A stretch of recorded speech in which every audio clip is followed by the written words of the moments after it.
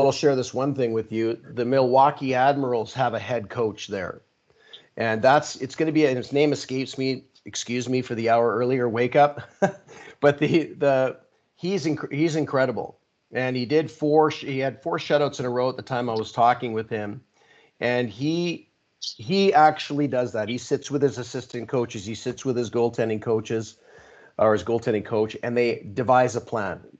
Where does our goaltender get scored on more often than not? So that's easy to find nowadays. We're not allowing anybody to score from that area, and he defines his defense based on those pieces. So now he's got his forwards thinking about it, he's got his D's thinking about it, and his goaltender saying, this is an acceptable shot, this is a dangerous shot, this is acceptable, this is danger. And he did very well, very, very well. It's nice to have Askarov in the net too at the time, but yeah, it was good. Tom Malloy, are you still on? Yeah, I am. Because in relation to this, Tom keeps track of passes. He is a parent doing that, but he also keeps track of shots, where they're taken from with a number and the consequence of the shot by a circle, single line, double line, or blank. And that information is photographed on a whiteboard and mailed to Tom between periods. And he does have it between periods breaks this year. At U13, you don't. But that information for a coach, who the top shooters are, where they're taking shots from, what you're giving up. Dave King years ago used to keep track on the bench during games, every scoring chance, who was on the ice, and he broke them down into numerous categories. I think he had 5: direct attack, indirect attack, low zone offense, face-off plays, and special teams. And he kept track of that during the period, during the game, and you had information where you knew how to adapt coaching in terms of what you had to tighten up without the puck. I think that, I don't know that I've ever heard of anybody adapting like that at this level to what Dave did years ago. Can you guys comment on, like, that's looking at it as, like, we all evaluate head coaches. And I thought at the time it was brilliant. It made sense to me. But I think when he tried to do that at pro, it was too much. Can I make a comment, Wally? Sure. Like our last game, we were playing a team we beat 3-0 the time before. And the first period, we were behind 1-0. And so I get texted the picture of the stats, and they'd got 9 shots, a lot from the slot. We had 6, not 1 from the slot. And, talked to our players about it. And, and it's a visual for the players to see too. And then the next period, we outshot them 17-3 because our forwards were going to the net now. They were just playing on the outside the whole time. So it's a really good, it's for the coach, it's some real good direct feedback about what's happening out there. And and they write down the number of whoever shoots on both teams, and it's circled if they score. So you can see if one of their players is getting all their shots, and you can also see if some of your players are getting none, or they're always shooting from, the outside the dots, if they're just playing on the outside. So it's good feedback to have, between periods. And we get the plus and minuses there too, and you can see if someone's on for all the goals for or against or both or whatever. David Basco, we're talking analytics here, basically statistics and information that you can process and apply or not apply, right stuff, right amount, right time, during the game, between periods, whatever.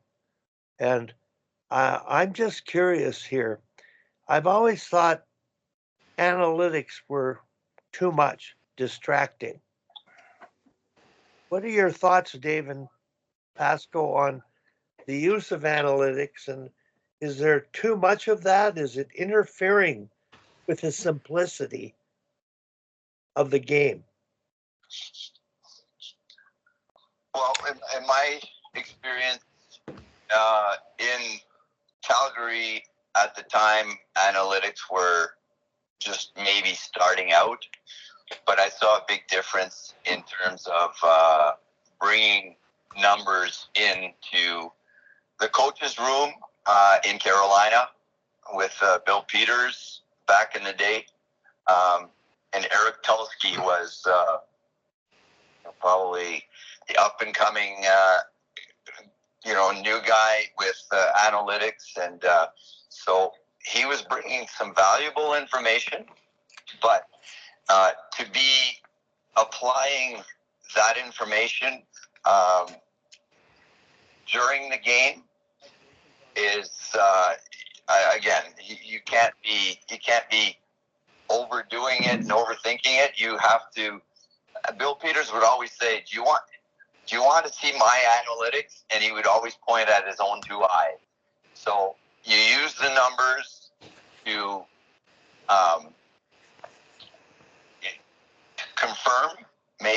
confirm what your eyes are seeing. The information that was sent out on a booklet on every game day was even to the extent where this referee calls 70% of the time stick infractions. And the other referee that we're going to have, he is more on roughing calls. And like all that information probably for a head coach was very valuable. But, shootouts, that's a controlled element that is very helpful to who to send and who has that edge. But I think once the game is on, you need to let the game play itself out, and you need to let the game come to you. So, yes, it is part of the game. It's a huge part of the game now, but it does have its limitations, and you need it to justify what you see actually doing all that video, prior to the game. Pasco?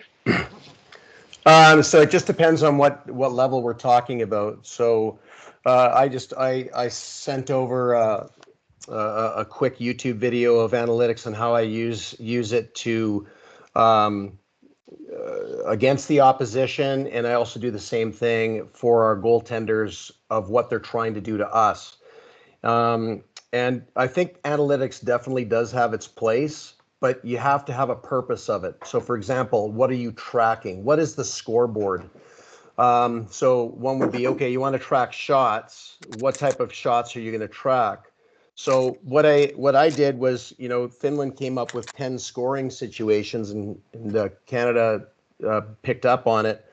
And basically, it's like how many scoring chances are they getting within those 9 or 10 scoring situations, and what are we giving away habitually?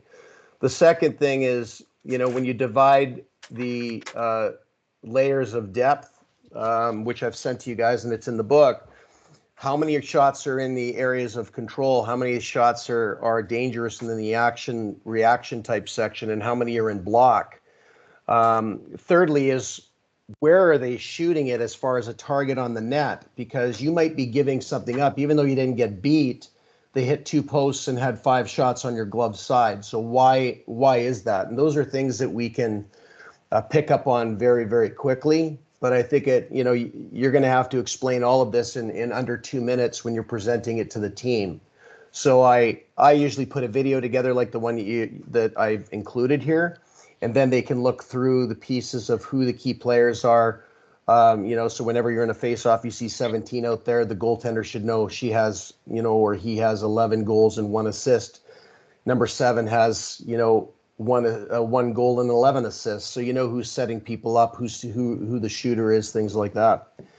And I'll also include an app I created based on that for minor hockey to teach goalie IQ. So whoever is on the call and wants a copy of it, then you can reach out to me. And what I'll do is I'll get a I'll get a free code so that you guys can use it and try it and give feedback on it. But it helps a lot when you're trying to assemble information, because I can then go into the proof of analytics and set up the next goaltending session based on what the needs are immediately.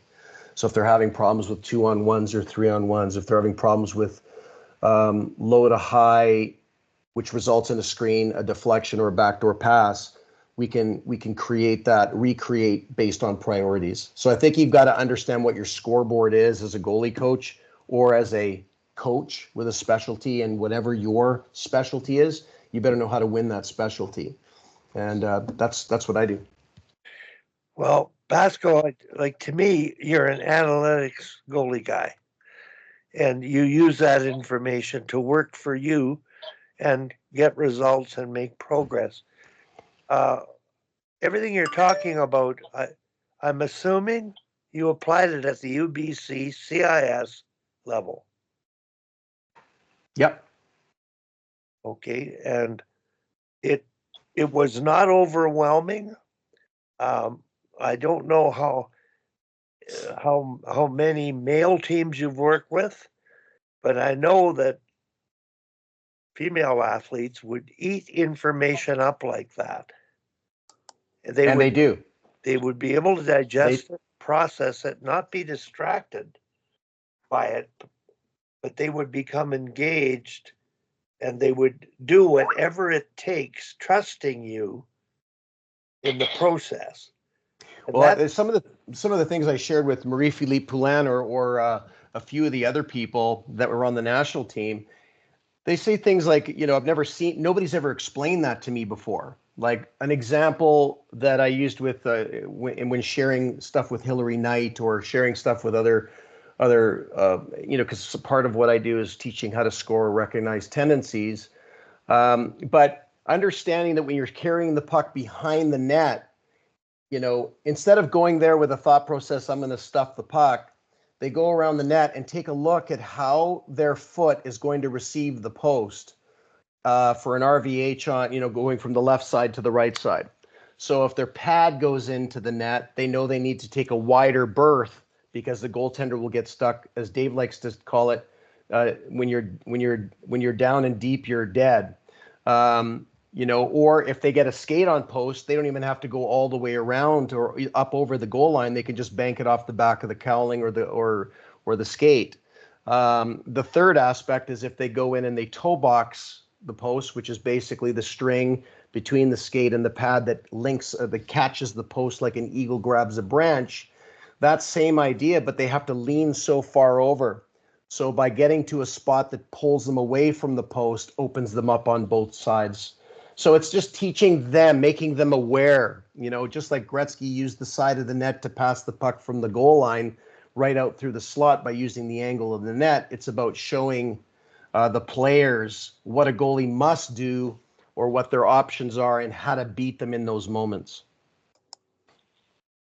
Guys, I really appreciate this information. I'm going to tonight to talk about sports psych and the idea of goaltenders being consistently in the zone to be their best. And at